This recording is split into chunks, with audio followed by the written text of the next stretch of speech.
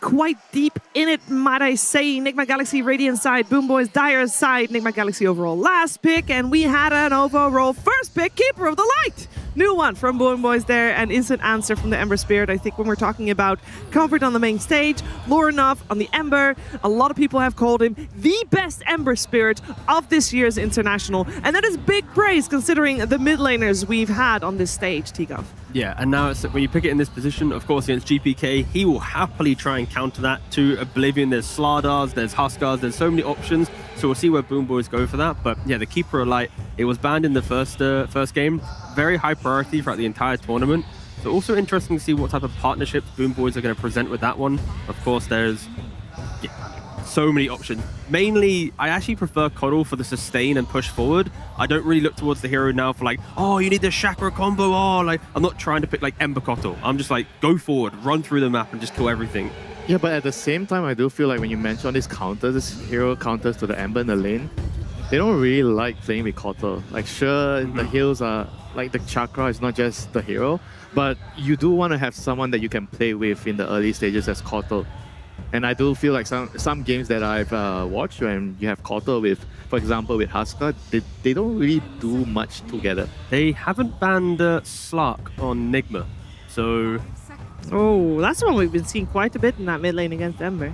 Yeah. Successfully so, of course. And also is the same draft that happened before where BoomBoys first picked Coddle, Aurora picked Ember, then BoomBoys picked Slark +1 as a response. Personally, I've only enjoyed seeing Slark with IO. I think otherwise, the hero, it doesn't necessarily ensure you're going to win your lane. Like if you play Ember versus Huskar, the Ember has to do gymnastics around the mid lane to try and like drag waves and stuff, right? But even when I've seen Ember face up honestly against Slark, sometimes it can still go even. Envision game 1 against Spirit in the upper bracket. No one put on a bit of a clinic at shutting down the Ember. Yeah. But the laning phase, I do feel like it's not really the be-all and all. As long as you have a draft that can allow you to play later in the mid-game with your support, your Ember has something to do. You can lose the lane, it's fine, it's not the end of the world, and you can slowly find pixels of the map, like with Mirana, you can walk around, chains, arrow, get a kill here and there, then you slowly come back into the game. Oh, they've gone for the puck, right? It's a hero that can play very nicely into the Ember. It punishes both Ember and Mirana, who are ability-based heroes. Yep, very good with the Coddle. You can chakra and abuse the puck even more. A very honest mid matchup. Yes, it's so much nicer than that's what we want to see. A real game, you know, we want to see a real game. A real game, a real mid battle between Puck and Ember Spirit. Let's see though, I mean, I'm sure they're going to get some helps from the side lanes, already having Keeper of the Light and Mirana there. And now the Undying here on the side aggression. of BoomBoys. A lot of aggression in the early game. Like Undying plus Puck. Basically, in all the early team fights, in the rivers and everything, you put a tombstone with a coil, you're going to win those team fights. But there's also the flex, right? The idea that if, you know, Soma wants to take like a tiny or something here, now you're potentially playing into an Undying off lane with a Keeper like, you know, 4 position, and you're going to get completely shut out of that lane. You cannot even go near it. I think they cannot really pick, or they shouldn't pick the carry here, unless there's something that can deal. Okay, they go for the SF, so they're not worried about the Undying going to the off lane so much, but it is still indeed a very strong lane, Undying off lane with the Coddle. Like it could potentially cause some problems for the SF, but Shaman this is not a very, very common hero. I guess they just wanted a Hex against Puck. But then why not go Lion? I mean, Omar has played it so far in TI, so most likely just the 4 position, and he'll be running around and hoping to stop the Puck. I mean, to answer the question, why not Lion? I think laning phase, why Shaman is more solid against the compared to the Lion. And the other thing that Shaman has here is you can actually kill the tombstone with your snakes. So that's like some added value there. It's so annoying thinking about this lane. It's going to be like loads of kill threat if you don't pick the right hero, because I see these supports. I want to pick Lycan, but I don't want to do that lane. I'm wondering if there's ways for them to pull and get advantage out of it that way, because whilst Ace struggled on the hero earlier, it felt like these summons were still such a pain in the ass. It doesn't matter anyway, they'll pick Underlord, which is much more sturdy. And the Axe Rush against Ember is so good. He does get bullied by the SF in the lane. And with Coddle, like some supports can allow the Underlord to play the lane, like Underlord plus Rubik, Underlord plus Lion, any stun. But with Coddle, it can be quite They're complicated. gonna stack though. I mean, that's mainly where Mirana, I think, helps the Underlord pick, right? Because Mirana isn't this like explosive kill laner. It's more like a lot of chip and poke over time. So Underlord, by the time you get to level 3-4, you'll have your point in pit, and then you can distance yourself from the Shadow Fiend. I mean, BoomBoys, their entire draft, it just feels annoying to kill. You jump a guy, there's a Tombstone saved from Undying, or there's a Keeper like Heal, or Puck has an Aeon Disc or some Yules or whatever. Underlord with the auras, it's really just obnoxious to fight into. So Nigma Galaxy, luckily for them, they do have very clean damage once they find a hero. It's just a matter of like, just pretty much stop Undying and you can burst anyone. And that is hard. Like, their initiation being like Hex and Shackles from Shaman is just going to be completely stopped by Undying's Shard Tombstone. So but it's hard to kill this hero too. I think when you can react to any go with Underlord Portal, and like if they're also playing the map correctly, you have Puck coming in to punish as well. It's so quick how fast BoomBoys can collapse onto a fight. Yeah, I can see what you're saying here. Like, it's gonna be more complicated for Nigma to play the map around and around, finding kills, whereas BoomBoys, you have the global presence of the Underlord. It's easier for you to set up. And right now, the team fight, they also have very, very strong team fight with Undying and Puck. That's why you always need to kind of respect the Mirana. So like the map play of Nigma, even though it's quicker for BoomBoys to get around, like you are going to have the invisibility, the speed to play on the runes. If you set up the Mirana at the rune with the Shaman, you get the Puck kill, it's going to feel quite nice. And they do ban out the Enigma on BoomBoys because Divide does have last pick in draft priority. So based on the last game where he kind of got sacrificed on a Centaur, now he's going to see all 9 heroes in the game before he locks in his own. Yeah, you need that X factor, I think, in a game like this. What is still in the pool that would lane nicely? We only know so far that it's going to be the Undying he lanes against, but of course, by the time Davai gets his say in, we will know which hero Kiritich will play against him. And normally you go for a ranged carry when you have the Undying to lane with. There's a lot still in the pool. Yeah, you kind of need some stunts. I don't know, like, there's still Win. TA. There's Lina still even in. The TA is still available, but yeah, there's so, I mean, Yeah. all of There, like World Choice at this point. There's a lot of heroes, but I would prefer something that has some stuns. Like a stun. They do lag. yeah, of course, stun. They do lag a little bit of like. Oh, Tiny, that's good. Tiny is stuns, not ranged though. Yep, not range, but has stuns, so he takes one of the boxes at least. Yep. Yeah, I kind of forgot they were lacking stuns, to be fair. I look at Puck, and I see Puck, I'm like, she does everything, it's fine. But yeah, no, that does kind of complete the draft. And it's the issue of having Quarter and Undying as your double sub, right? You do lack stun, so Tiny does nicely to complement that department. Let's take a moment to appreciate how much bonus time Nigma Galaxy still has left at this stage in the draft. They've only used 20 seconds of it so far, meaning that the game plan and the draft has played out in a way that maybe they were very comfortable with. And they get a lot of time to think about what they want to do with this overall last pick, is why you see Divide talk here, because he gets to decide against the Undying and the Tiny, what does he want to lane against? What would you want to lane against? No one wants to lane against Undying. Yeah. That's fair. But if could you try and have just, to. I might just try and buff up like the damage from my Shadow Fiend. You could pick a Slardar, and then it gives you your ability to take your Roshan. You're going to have your Shaman help you take towers. I think it just gives you every tool you need to do objectives. Yeah, I mean, the thing with Device, like, you can Slardar or you can, like, Night Stalker for, like, the meta, or you can do, like... Yeah, actually, no, to be fair, I think I like Night Stalker a bit, just for, like, the Puck and the fact that Undying Coddle, just, you look at them... I would love that, genuinely. Yeah, it's and you just very keep nice. chasing them down, and then you give this, like, insane vision for Shaman to find the jump. So it's like Divide will then complement the lack of, like, clean initiation from Nigma, because, like, one player, he can fix it for his hero. But there's also, like, he's such a specialty player on, like, Primal Beast and stuff. Like even into Tiny, he doesn't care. So he might be like, you know what, guys? Trust me, I can do it. This but is the game. I think Night Stalker is, like, that's where my head sits. I mean, does he... Oh, there's no Timber. I was going to say. Yeah, that's gone, that's gone. 3 strength heroes. I think you can trust your Shadow Fiend to be able to kill Tiny. It will be the Slardar. Yeah, it's a very, very nice pick to complement the whole lineup. They're just thinking because they're worried about lane, because Undying is very annoying for Slardar. Is it too annoying? Only for the early stages. Okay. I think later you don't really mind it that much with the sprint and when you have your BKB especially. But in the early game, it is very annoying. But I do like the pick. I like the overall setup here. I think it's back to basics for Nigma Galaxy. The last game, it was maybe a little bit too cheesy for me. This time they're trying to play normal Dota. They have the SF minus armor, Slardar minus armor, a lot of damage. They have some team fight with the Shaman. They have some good stunts with the Ember Spirit and the Mirana. I think their draft ticks a lot of boxes, and I like it this time. Yeah, I agree with Winter. I feel like Nigma has just improved their draft immensely. Like, you look at it and you go, yeah, that can play any stage of the game. It can play for Roshan. It can take towers. It can end the game in 30 minutes. It can win a game in 90 minutes. Like, it feels like it can do everything, and that's what you want to see. Because, like, we didn't watch a game of Dota in the first game. That was just, you know, BoomBoys farming and then just tripping over the Ancient, and suddenly we're here, right? So it is a lot better from Nigma this time around. Yeah, I really love Nigma's draft. If they're going to win a game, I do believe that it can be this one. That said, I do want to give a little credit to BoomBoys. I think GPK on his puck is a force to be reckoned with, and I think this coil kind of breaks apart Nigma's entire lineup. Like, it's so hard to play into this route, and they have so much combo with it. The Tombstone on top, the Tiny can toss out. I think that they have a lot of things to play with on BoomBoys' side. But yes, this game should be a lot more fun.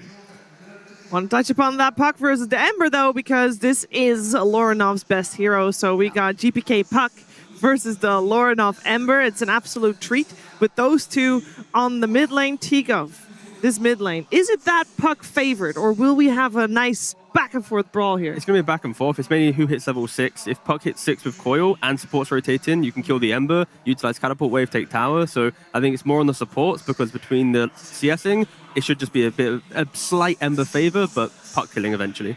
Slight Ember favor. I think that's all Lorenov needs maybe to propel his team into victory. Can this be a 3-game series, or maybe BoomBoys will take this one in a 2-0? I know someone who would really like this to be in a 2-0, and he's standing by with Slacks right now. Let's head over to Bulk. Absolutely. I guess I'll ask that as my first question. Would you like this to be a 2-0, or do you want these guys to put up a bit of a fight? Хочешь ли ты, чтобы это была серия 2-0, или пусть они посоревнуются с вами? Я хочу, чтобы это было 2-0. I would like 2-0 for sure. I thought you would. All right, well, let's talk a little bit about this team. Nigma Galaxy is a team that a lot of people, you know, maybe don't respect enough, maybe don't research enough. It seemed like you guys were extremely ready for this match last game. Did you prep a lot? Were you ready to come in? Многие недооценивают Нигму как соперника. Подготовились ли вы к ним специально в этой серии? Мы больше фокусируемся на своей игре. We are focused on our own game more than preparing to some particular opponent. Oh, so you don't care about them at all? То есть вам все равно? Да? Yeah. Damn, God damn. Okay, no problem. Can you talk to me a little bit about Puck? We're seeing a resurgence in Puck now. Nisha Puck came back. Not as good as GPK. But what do you think about this hero? Why are we suddenly seeing it again? Много пака в играх. GPK на нем играет, Ниша на нем играл. Почему мы так часто его видим? Хороший герой. Just a good character. Just a good character. No other reason. Никаких других причин. What is your favorite color? Какой твой любимый цвет? Зеленый. Green one. Green, it's great. We got an answer, ladies and gentlemen. Let's go ahead and get into the game. Slacks tries to get anything at all he can out of Volga. It's just not going to happen, Trent. Man, they really did not want to say much more. Good character. Yeah, I mean, his favorite color is green, but it's red for now. They're on the Dire, and they got first blood. So BoomBoys already off to a hot start. As he said, focused on their own game, and so far that worked out very well for them in game number 1. Nigma Galaxy maybe a little too focused on their own game, going for that Huskar draft that didn't quite pan out the way they'd hoped. They've gone for something a little more even-keeled in this game number 2. And it's worth noting again, like we talked about a little bit in the game itself, it was BoomBoys understanding like the single-mindedness of the Nigma Galaxy draft, and when it was that they wanted to make moves and then just dodge, they backed away, moonwalked out of there. There's no issues at all. This time around, though, you have a little bit of a different dynamic. Obviously, Slardar being played out of the offlane. This time for Divai, going to be looking for how early do you think we're going to be seeing a Blink Dagger from him? Yeah, I mean, it was pretty early last game for a Centaur, but, you know, Centaur, you can still just have that confidence you're going to buy the heart and scale much later and later. Slardar, not quite as good in that department for sure. So you are definitely encouraged more so to get your Blink, get your Shard, get into the battle. So definitely early moves for sure. Omar going to get punched and pummeled, and a crush to try and keep him alive. Kill a zombie, maybe. He does go into a little sheep form and then runs out of there. Gets some separation. Divai getting pressured underneath the tower here with that early tombstone drop down. Keeping it going. No relaxing it from Kirich Kataomi, just right under the tower, and such low resource left here on Nigma Galaxy. But they managed to survive this time. Of course, he will not have that foul play again for another minute and a half, so have to be a little bit more cautious in this one. Mid lane already off to another good start here. Of course, for this puck, because of that first blood, GPK is going to be able to abuse the resources a bit more, get some better trades, faster levels, something Lornov's going to have to be considering the entire time. But Lornov, you know, a combo hero this time. He's going to have this Ember, and he has the Mirana on his side, which we've seen paired so often as GH is already in trouble, though. Forced to leave out. You know, it's interesting, too, because, you know, they're talking about the 2-0 dynamic, wanting to get it early. The other thing to keep in mind is that for BoomBoys, if they win this, they've got to play another series later on in the day. Would love to be able to go take a little bit of a break and get some relaxation before that happens. There is still going to be one more lower bracket game to be played on Elimination Day here. Devi finds a crush, trying to keep it bullying the Undying. That's not going to work so well. No, this is still the best 5 in the game right now for securing a lane. I think that is the peak Undying gameplay here in those first 5 minutes. Constantly in your face. Like, very happy to die oftentimes just to get your resources back up, right? Like, you'll see these, the mangoes just ferried out to the Undying. They're happy to get a positive trade. Even if they die first, I feel like Undying players don't care at this point. Keeping the enemy cores off the farm as much as they can. For now, though, they're doing fine. Right, Devi, 15 CS, he's all right. A little bit ahead of Kiritich.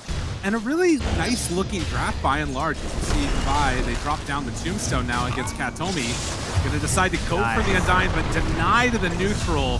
Very good. Miero in the other side of the map goes down to Sumail. Now Kiritich takes some more hits. Do they have another round of the shackles? They will indeed. A few more punches, and Kiritich, the menace of Game 1, is going to go down. Yeah, finds the positioning there for the body block. On the other side, yeah, we had a full-on other battle happening as we had a double kill picked up by Save on the bottom half of the map. So action all over the place as we settle at 3-2 right now in BoomBoys' favor. Renoff playing it very low against GPK. Does still have that water rune ready and is going to heal back up now. Up on the top side of the map, though, Devi, who's been playing pretty aggro, does not have that much HP at all and is going to have to retreat back and salve up. Where's Courier is even brought down? Oh, that's a bit tough. Yeah, they are certainly at a resource disadvantage here. Devi's just like backpacking, getting his salve out, and will have himself healed back up in time for the wave. So last game, you know, they had to roll for initiative on the side of Nigma Galaxy. They somehow found a 0 on a 20-sided die. I didn't know it was on there. They managed to do it. This game looks a lot better. Like, the idea of being able to actually start a fight and feel like you can create some sort of problem for your opponent, it can definitely happen. Last game, it mostly didn't happen because you had a mid who never got into the game. The Huskar just like, he made some cool moves, he got some kills, but you have to be so far ahead to make those plays happen. And they also weren't even able to get the plays going with their IO. Like, there was no attempt to like make a relocate play or try and get like an outnumber situation going their way. This game, it is BoomBoys that are working in that department in terms of being able to outnumber their opponents with the Fiends game. We've seen that be used plenty times in this tournament to just keep getting the edge in these fights. And of course, this Aghanim's rush on the Underlord has looked so strong this tournament. Gates, you're going to see Dying come through the Twin Gate there, realizes there's not really much of an option to make a dive happen, and then leaves. There's also going to be a TP over for the 6-minute rune. So Puck will likely be denied this, and especially actually with the Remnant down. They do manage to scan, and it is going to be down bottom where Lorenoff bottles up the amplified damage. Omar walking aggressively at the Puck. Shadow Shaman. Yeah, GH can use that opportunity as well to get a ward down there in BoomBoys' Ancients area. Keep an eye on any sort of stacks they might want to build up here. Omar even runs in behind the tier 1. So he is saying, I'm going to go over towards that Wisdom. Are you guys going to fight us, or what's the plan? Mirana's backing away. Is he still going to go for this? Omar's here. Save will now run into him, and Omar, realizing the error of his ways, is going to back out. Now they're bringing over the Ember. Sumail is also here with GH. Okay, they're committing. They are in the area. Again, 10 seconds. Are there going to be any follow-up rotation? Save found. Another ward. They got him. Arrow out connects, and that's going to be enough. Now on the other side, Devi is able to keep back the Undying, so I think this is just going. Yeah. Moranov's gonna get one of the Shrines of Wisdom on his mid-Ember here. Feels really good. GBK takes the opportunity to invade a little bit here and finds a stack that they've got.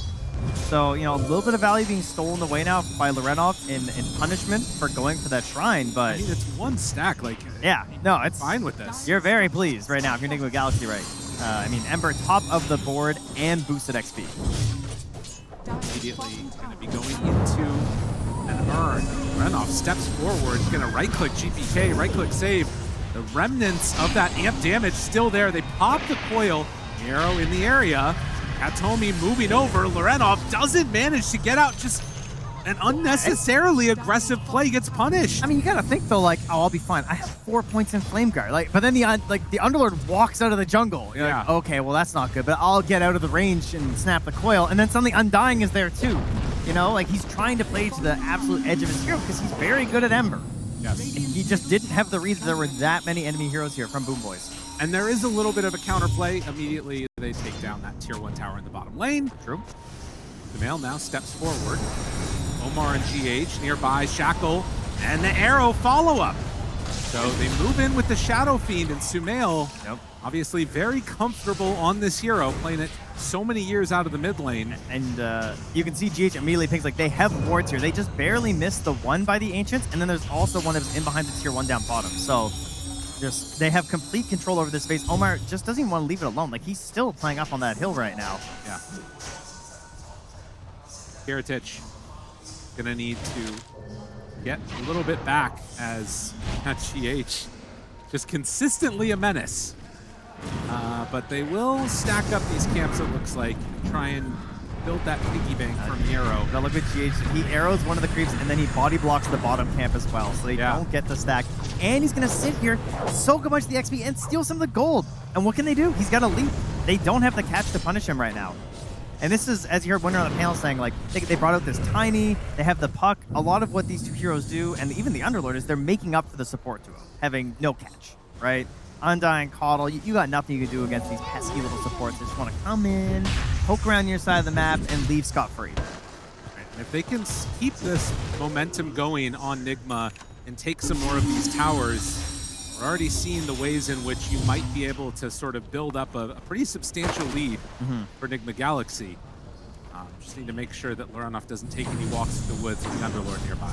Yeah, it feels a lot like these bounty hunter games that you're seeing, where they're spending so much time having to keep up with what these supports are up to and these little ganks from Lorenov that you don't have any time to go and deal with the Shadow Fiend. At the same time, your Tiny is also free to farm right now, but he's not going to farm as fast as Shadow Fiend ran out with Rages. Oh, Lorenov gets the bottle. The shield rune is there. Gonna pop it now, trying to stay alive. Double round of hits, and do they have enough to kill GPK? Not quite, but he gets caught by the fear. And that is going to be enough. Now Lorenov steps further forward, finds Katomi. He has chains, but with no arrow follow-up, they're just going to take down that tombstone and then move for the tower. I mean, this is a catapult mid.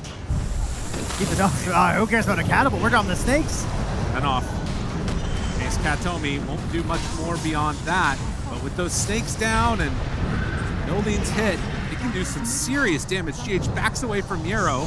The Remnant forward. The two wards, The chains. Oh, is there anything else for Nero? They don't have any way to save him. The Underlord also goes down. That sentry missing by just a couple units has destroyed the early game of BoomBoys. The snakes do get cleared out.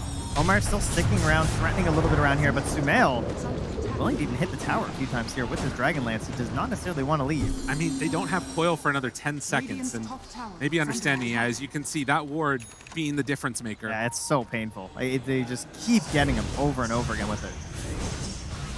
How do BoomBoys respond to this? They had a pretty dominant game number 1 once they decided to finally get online and start fighting. They decided it's that coil. It's back up. They're smoking right away. Finding Sumail would be great. Do they have the damage to deal with him, though? I mean, I guess the Underlord gate is back up to 15. He might have to join in on this. Tiny is coming through. If they find the Ember, it's pretty bad. I don't know if they can do much. Look at this. They're hoping that Sumail was down here farming, but they miss with the scan. He's too far back. Oh, and he's just a little ways away. Yeah. I mean, you can take the tower. It's not the worst, you know, but the certainly not the dream. We're looking at too, Miro. He's going for a little bit of a different build than these other Underlords have gone because it's been so painful for him. Going Atos first. Yeah. And, you know, we were talking about this, I think with Cinder the other day, like potentially seeing Lightyear out of these heroes instead of the Shivas. Is this going to be the first time in a while that we've seen it from him? I mean, I'm wondering if he just doubles up and goes Atos into the Aghanims, you know? Like, yeah, honestly. Maybe he's just thinking we need this lockdown. It's good versus the Slardar. It's good versus the Ember, the Mirana. Like, it could be the difference maker, but it would be a very heavy investment. So, yeah, that's a bit of a tough call. It definitely speaks more to me of saying I want to get this Atos and then go into some sort of an aura to help my team. Enough will get the bounty rune. Kiritich taking the same walk that Sumail did, but up on the top side of the lane. The scan hits onto Katomi, so not who they wanted, and as the smoke breaks, will just be Undying. He's got Found? 1,600 HP. Yeah, are they? Okay, they ward trap him, so they decide That'll we're going do to it. take this kill. I was thinking, you know, TP's kind of healthy, or the tower rather, we could TP in and maybe fight for him, but oh, they'll just knock him down. So the surge means he's immediately back up, but that ulti has a very long cooldown, so dying will be a bit weaker for a while as they successfully take the top tier 1 tower. Dire's top tower has fallen. All tier 1s down across the map for BoomBoys. Nigma trying to get into their next set of items. For Omar, it would be pretty huge if he can get into the Blink Dagger, but he's decided to go for the Aether Lens first instead. Is under attack. Yeah, a little bit more consistent on the Shadow Shaman. Obviously, all of your spells benefiting from it, so it feels very good on the hero. And 14 minutes this time, they're really making sure they get their wisdom, huh? They bring 4 heroes here. So, assuming that any aggressive maneuver, maybe they saw part of the Moonlight Shadow and a ward, I'm not sure. They thought, hey, they're coming for our wisdom. We want to fight, we want to make sure we get it.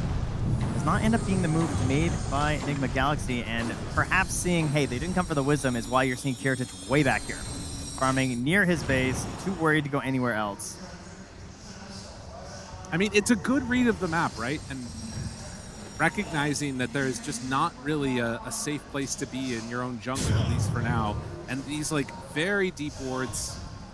He's going to walk into them at this point. I do wonder if Nigma are going to try and play a little bit more aggressively again, or if they're going to feel like this lead is enough to sort of sit on until they can get enough things to go for the rush. Like, how quickly do you want to play with this Shadow Fiend? Yeah, there's no real rush. I think trying to secure the area around the Tormentor would feel very nice for them. I mean, they've obviously already pushed down the tower. I'd like to see them keep pushing that wave out. A Tormentor with a Slardar, very easy thing to do. Having that available 5 minutes from now will be great. Atos finished up, but also the Jules down here for GH on his Mirana. Had a great game so far, top of the supports. 0, 1, and 5, providing a ton of vision and just uncertainty for his opponents whenever they drop these Moonlight Shadows, forcing them to group up, waste TPs, and slowing down their farm. 15 minutes in, that 4K gold lead, Nero getting closer to an opportunity to battle with the Atos done now. It feels weird to sort of just sit on this and not be able to find a fight. But obviously, if you're sort of waiting for those bigger items on your other cores, it's like, what are you really going to be doing? I guess, like, the hope is maybe you can find a pickoff on the runoff if he steps a bit too far forward. But this is not what you want to have happen. A solo kill between the supports, gifted over to Sumail on a silver platter. Yeah, those wards doing some mad damage into that Underlord. Liking what Omar's doing for him. Yeah, I mean, he didn't even have to leave his farming pattern. Definitely one of the benefits of Shadow Shaman over the Lion, as we were discussing in terms of like this counter versus the puck, why you pick one over the other. Kataomi going to get found out here first. Right there, bringing in numbers. GPK coil connects onto 2. Tombstone down.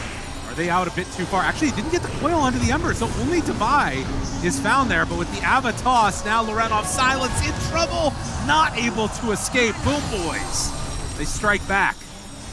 Their patience pays off. This is what I think you're waiting for as BoomBoys, because you know the Slardar wants to make moves, because that's how the hero wants to play the game. He can't just sit back and farm stacks right now like your offlaner can. So there is this innate pressure on the Slardar to try and make these moves, and they caught him.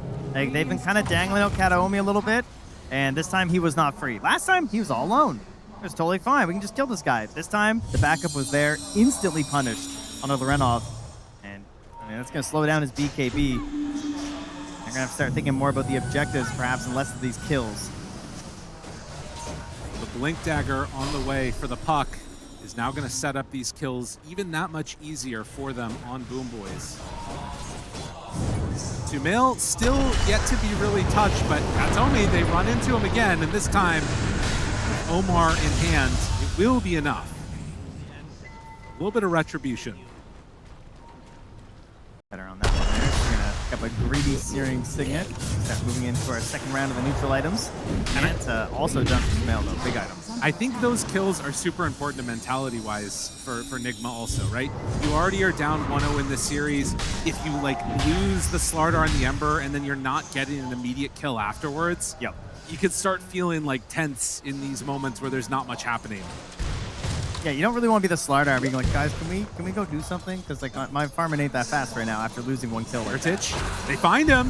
The Hex is there. The friends are here. They gotta bail. Yeah, they gotta go. Okay, so they bait out the Fiend Skip. Okay, then they'll get out. Renov trying to keep this mid lane pushed in here. There's GH backing him up. They don't really have a kill combo though, with just these two on the Underlord. I don't know. I'm starting to get worried for Nigma here. Feeling the dread. I am typical Nigma fan. When their team is up, they get more worried. I believe is how it usually goes. I mean, what can you say? After that last one, you've got this aggressive style. This would be a nice catch for them if they can find him, and yes, they do. Oh, the Tumbler's toy into the control, and yes, they find and kill GPK. Oh man, he is really punishing the lack of stuns on the two supports. It's very good. He's just getting full-length shackles.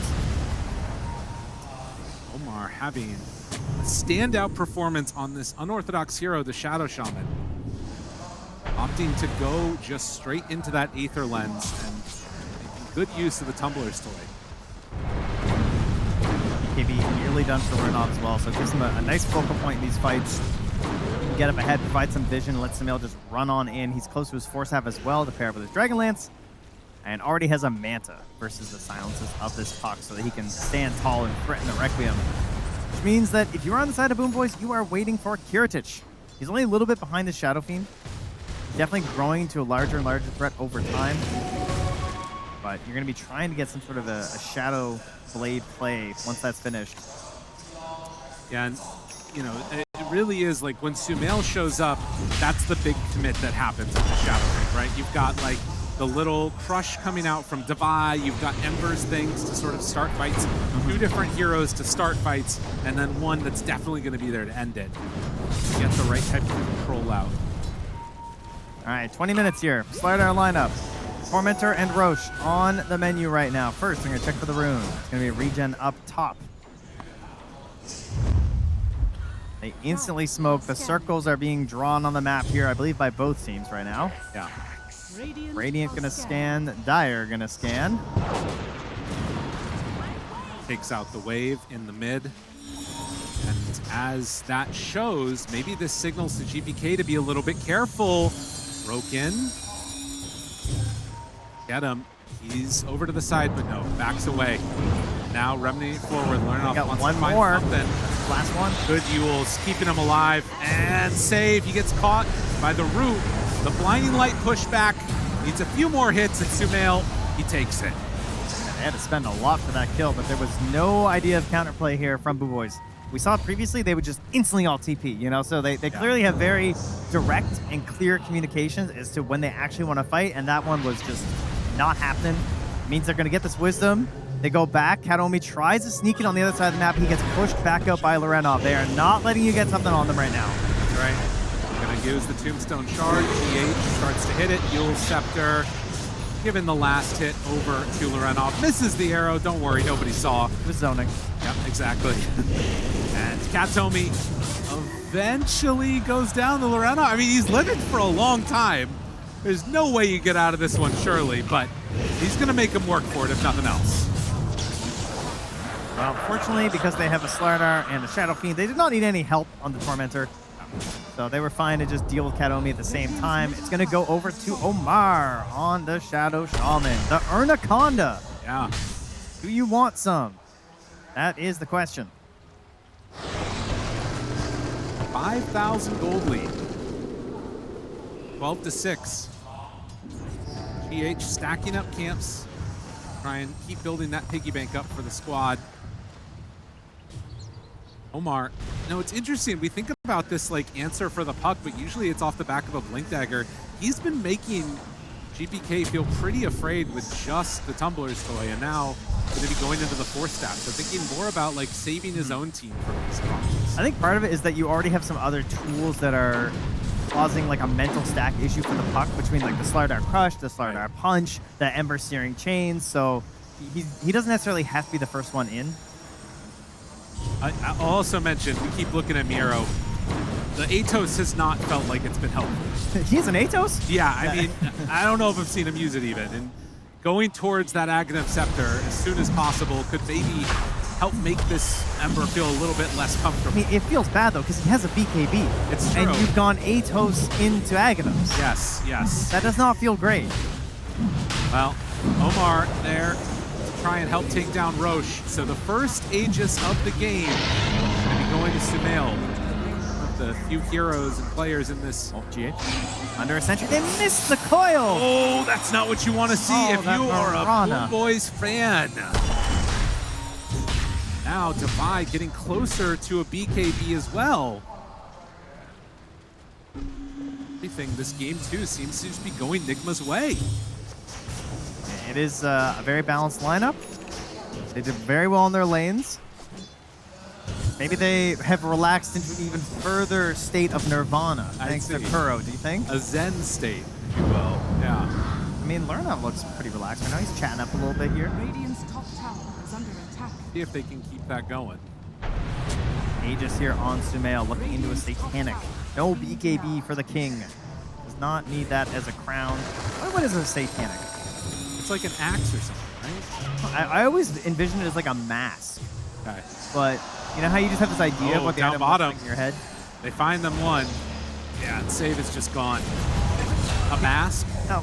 Yeah, I don't know. It kind of looks like something goes on your head, kind of like the Mask of Madness. You know, I feel see. like it's Okay. a similar thing here. Saves deaths last game. Great deaths. I think Ray brought up on the panel as well. I was thinking the same thing. Like he had some fantastic feeds last game. He was always in the right spot to prevent any sort of like a comeback kill from Nigma. This time, comparison. they're more of deathly. You know, they're just like, okay, well, that's unfortunate. These feeds aren't quite as good, unfortunately, because they're more forced feeds of like, I'm just trying to delay things, you know? Whereas before, it's like, I'm getting a good trade out of this. Drop down snakes.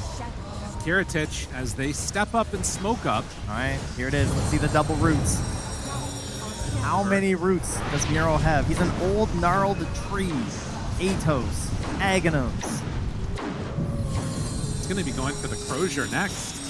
But as they see GPK on this ward left behind, Nigma realize we're not in danger. They're not chasing right now. It's an amp damage puck. Okay, the Crozier could go kind of crazy, though, if he catches Sumail with the Satanic, because that's his defensive mechanism right now, right? Oh, yeah. Right? It's Manta Satanic, so True. that could be beastly. That could really turn things around, because he sees all this magic damage from BoomBoys, and he just says, all right, well, I just Satanic. They don't have enough disables. We have clearly seen that this game, so I'll just heal through it. BoomBoys just need to keep farming. Just keep farming, and everything will be okay. That's what I'm hearing here. Is that? I don't think that's what I said at all. The Crozier. I was describing it. The Crozier. Oh, I see. Okay, yeah. All right. Okay, up on the high ground, he Anacondas and just finds him. Oh man, understanding what was happening, and they take the tier 2 tower. It's a little stuck right now. It's okay though. Don't worry about it. You got blink in a few seconds. 5K gold lead. This whirling dervish of damage that is going to be Sumail's Shadow Fiend. And BoomBoys do not have an answer. No, I mean, trying to go back to that fight right now, it does not feel great with an Aeon disc available on your puck. Gonna retreat back here. I mean, that sucks, right? Because you're going for this big play with an amp damage, and you've got your new item, and then now they are all under a ward, but okay, not any longer. Omar, he's on it. Great game from Omar. Yeah, he has definitely stepped it up this time. The Shadow Shaman gets a bit of a comfort pick here, had an excellent laning stage, and consistently finding them these fights. Look at the way he's like linked up with Devi. They got the M click on each other, just following each other around right now. Other thing is that this next Aegis they are that hunting. They get, as Miro may be in a little bit of trouble here. Dire's middle tower is under attack. Wait. When they end up having the banner, I mean, that paired together with Shadow Shaman is super nice. Radiant's top tower is under attack. Drop the wards, get out. Omar, he's got the read on this. They kind of saw the way that GPK's been playing this map right now. He does not jaunt to that orb. Oh, GPK, Just he face sees them and shifted. they find it.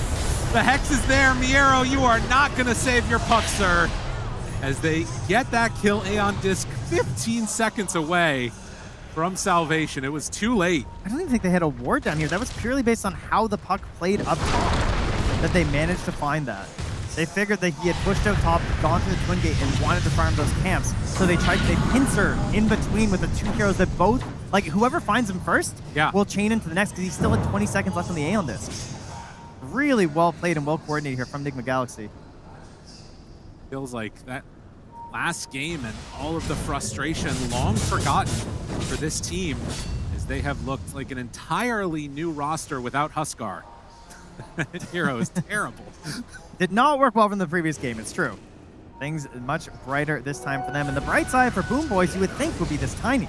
Yeah. He is still very farmed. Kirchich is a big beast this game, but he has not found any way to get involved whatsoever. He is 1-1-1 with 399 last hits. The creeps fear him. Yes. But the enemy team don't even know he exists. You're not wrong. It's just been basically nothing out of the Tiny so far. And you think about this game, and it's still very possible that any high ground push that gets made there, as you can see, 3,300 damage for the Tiny. At any high ground push, this could all turn around. One toss back underneath towers. Aeon Disc again here, perhaps GPK. So close by. Sumail gonna realize, oh, I believe there might be detection here. But it also speaks there underneath an entire ward with Puck right next to them. They don't feel like they can fight. Dire's bottom tower is And off. Steps forward, the silence is there. No follow-up. No force the BKB either. That would have felt like... I think even throwing a Fiend's Gate might have been tempting there to try and bait up the BKB. Tries to hit the pit. It takes too long. That ward untouched. Heritage? He picks up his Hyperstone here, but they are close by. Kataomi's backing him up with the shard. If they go for him, oh, but he's out. Instead, trying to find Kataomi, maybe? That is the problem of no blink, though. Yes. As he brought up before, right? He tries to 4-7, Tumbler Swipe. It's not enough reach. Kataomi, though. Easy catch. Easy kill. No Ceaseless Sturge this time. And an AC is done now for the Tiny, so they've got a lot of physical damage. Well, it does pull together. Yeah, obviously helps a lot versus the Slardar. Maybe help one of your allies not get burst down. Have this help up with Aura. Still oh my god. Okay, goodbye. I mean, the good news is they're going to use the root on the Slardar mid. Divide does not appear to care at all. They're trying so desperately to burn his BKB. And he is not doing a thing. Zero cares. And, you know, they had this Ob-centric combo for the longest time. It's going to be expiring here soon. I mean, they might even de-ward it. Yeah, there it goes. So many potential opportunities of lurking near this ward gone. This was your best chance as BoomBoys. Finding a fight up there with GPK in that area, and they could never find quite the right moment because of this positioning coming out of Nigma Galaxy. I mean, very defensive. Maybe like a coil tossback is the option. I mean, they've had the blinding light a couple times. They've managed to snap the coil. Something like that is definitely what you have to do.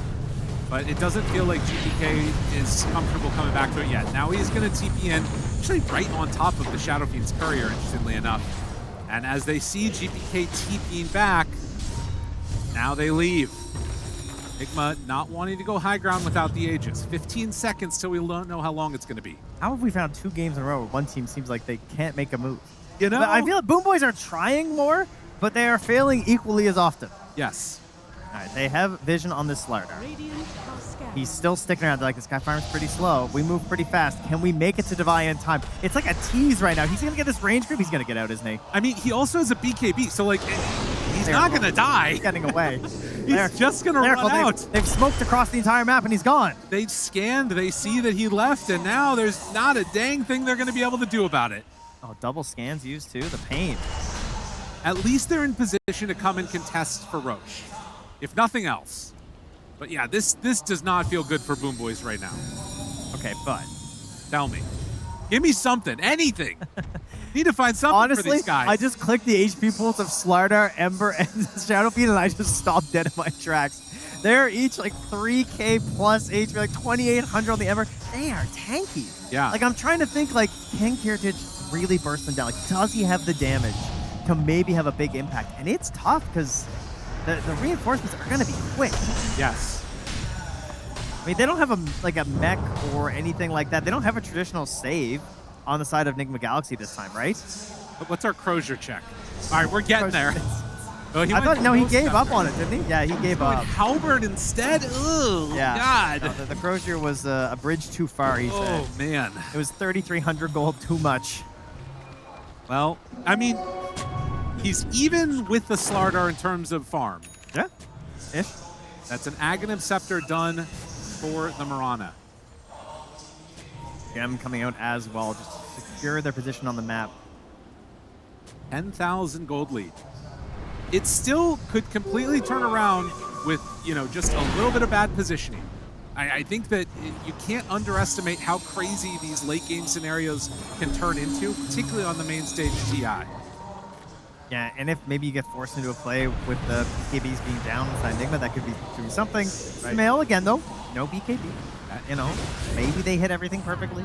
On the side of BoomBoys, you have the Undying save with this Tombstone. We don't have a similar tool on the side of Nigma Galaxy. Maybe that's what can do it.